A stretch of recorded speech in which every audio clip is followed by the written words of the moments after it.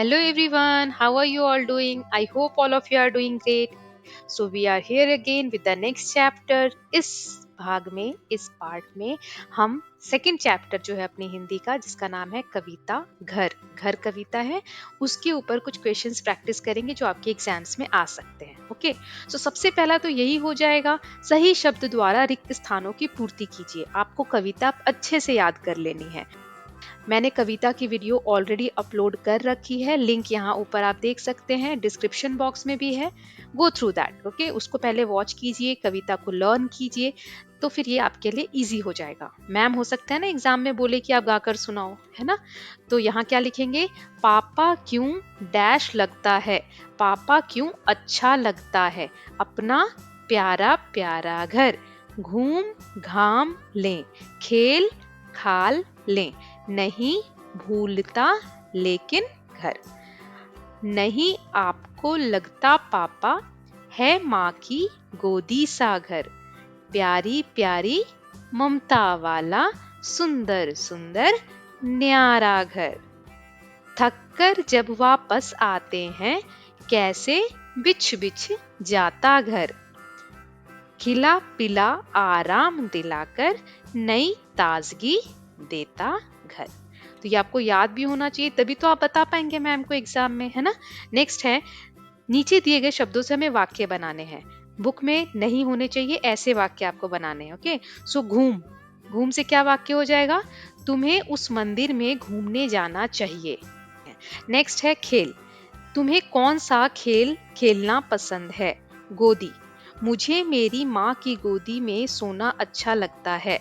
वापस, तुम वापस कब आओगे। आराम, तुम्हें आराम करना चाहिए।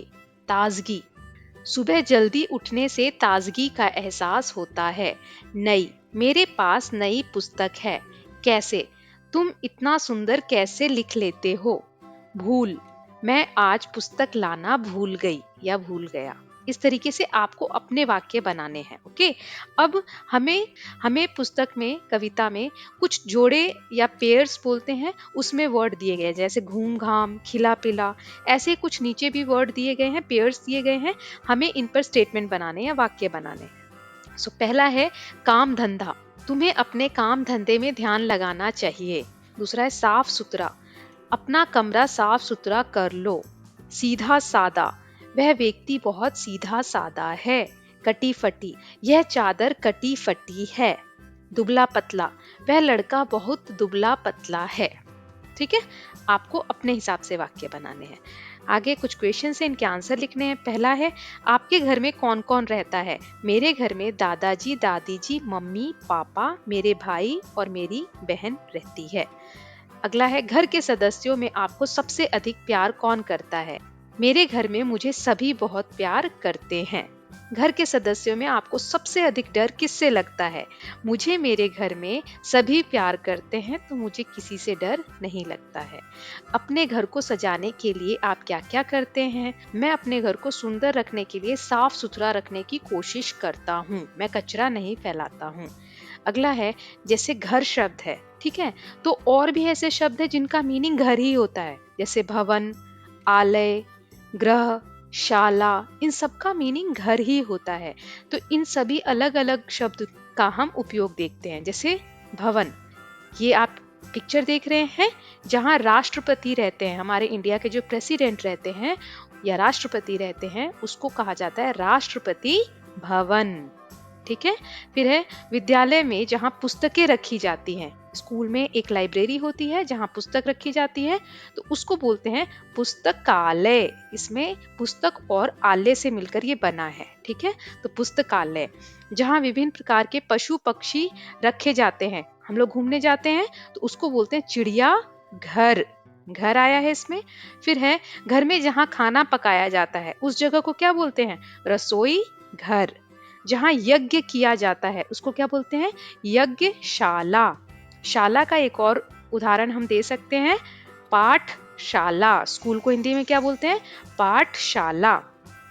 फिर है जहाँ बंदियों या कैदियों को रखा जाता है उसे कहते हैं बंदी गृह, बंदी गृह। ठीक है, आगे है, यहाँ उल्टे अर्थ वाले शब्द लिखने हैं। तो जैसे नई, नई का उल्टा क्या होगा? पुरानी। आना, जाना, देना, लेना, अपना, पराया, अच्छा, बुरा। ठीक है। आगे है, अपने परिवार के इन लोगों को आप किस किस नाम से बुलाते हैं ये बताना है।